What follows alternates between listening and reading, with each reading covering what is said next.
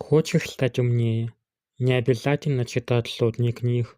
Послушай 8 уроков стоицизма, которые изменят твой ум навсегда. Первый. Контроль только над собой. Все остальное – шум. Не трать энергию на то, что вне твоей власти. Второй. Думай, прежде чем реагировать.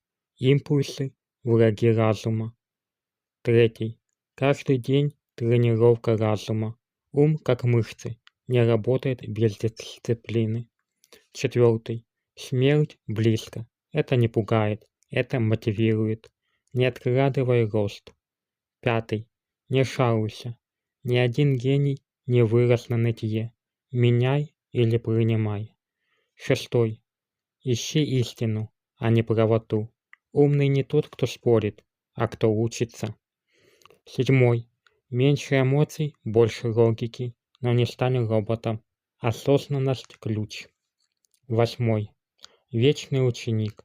Чем больше ты знаешь, тем сильнее понимаешь, как мало знаешь. Следуй этим принципам, и твой интеллект вырастет быстрее, чем ты думаешь. Подпишись, если хочешь прокачать мышление.